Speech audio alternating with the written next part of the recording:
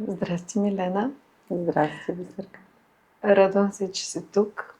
И ще започна първо с нещо, което ми възбуди любопитството. Преди малко ти ми каза, че си била гримьор.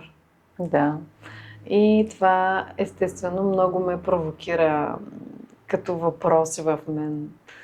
И всъщност разкажи ми, тъй като ние с теб правихме цялостен перманентен грим, и ти като гримьор въобще как го възприе това нещо, при положение, че всеки гримьор знае, че като има някакъв проблем, има си камуфлажен стил, може да се си, гримира. да, може да си прикрие каквото му трябва.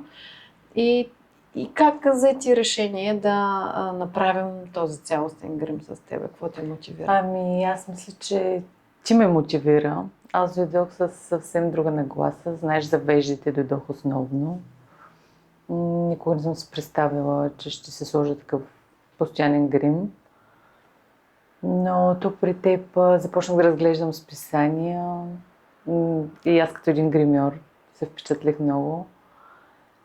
И те попитах, нали, че гримираш ли? И ти ми каза тогава, не, това е перманентен грим.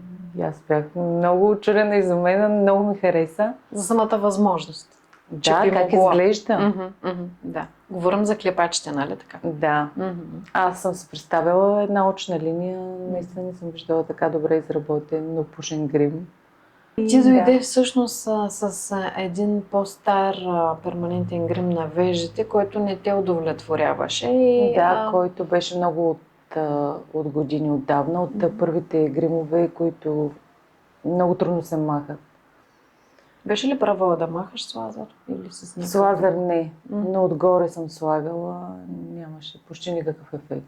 Да, това, което ние успяхме да направим за веждите, понеже те бяха много остри, така отсечени, да умекотим формата. Да, и сега ти знаеш, че те дори цвета беше почти синкав, много тъмно. Да, в някаква степен сме ги поизменили в някакъв приемлив вариант, но за теб ключовото беше грима на клепачите. Защо всъщност ти реши да се събуждаш с такъв грим? Ами, мен много започна с годините да ме притеснява падналия клепач. И аз тогава, нали, и на тебе ти казах, добре, но как ще изглеждам с този паднал клепач? И ти ми каза, точно това ще прикрием и няма да се лечи. И така, и реших веднага. Изобщо съм убеждала. Да, нямаше въобще с теб място за аргументи. И сега разбирам, защото ти си гримьор и знаеш много добре как грима може да прикрие определен вид дефекти. Те са свързани точно така с обем, с подпухналост, с липса на дълбочина на погледа.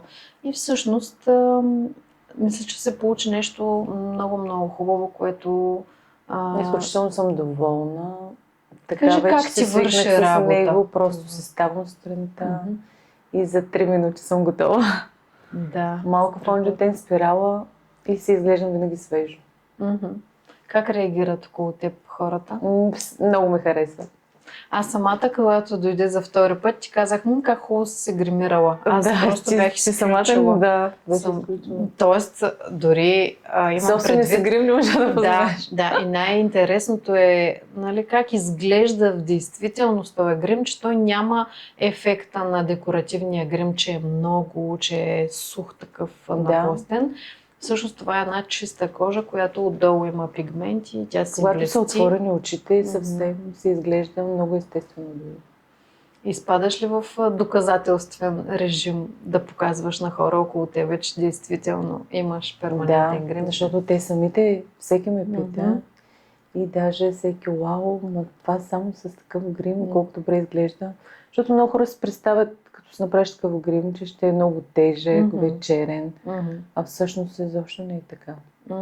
Ако искаш да се го подцелиш, нали, за някъде, няма проблем. Става още по-бързо. Още по-бързо. Имаш се основата, дори да нямаш уменията да не си гримьор. Много лесно можеш да се подцелиш отгоре грима. Да, имаш ли някоя забавна история, например, не знам, басейни, плажове? Някаква смешна история с грима, да, например, някой да иска от теб да си го махнеш или не знам, нещо забавно, ако Не. си спомняш така. В началото бях малко страшна. Първия ден чакам една клиентка, може би втория ден е било. Нали, той е по-силен тогава. В началото. Да. И аз се посрещам на врата и тя, къде ще ходиш? Как така се гримирала толкова силно? Викам на събитие само. Да. Но сега вече не.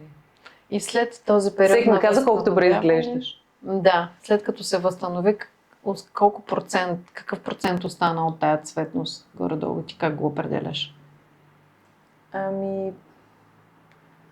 То може би в самото начало беше много силен. Да, първите 3 дни. Да, след това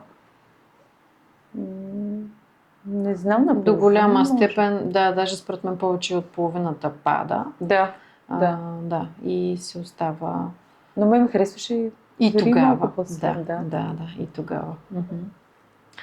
Добре, супер, много се радвам, много ти благодаря, че споделяш през какво си минала, какво ти е мотивирало, как се чувстваш, как си се възстановила. И аз много ти благодаря за грижите, които си положила. Изглеждам страхотно. Продължаваме да си го поддържаме на година веднъж, така ще се виждаме и ще си добавяме някои ключови елементи и така ще си спокойна, че няма нужда да правиш пластика, хирургия. Т.е. докъдето можем, ще го правим по декоративен начин, който обаче е траен. И така с годините мисля, че е много добре. Да, и аз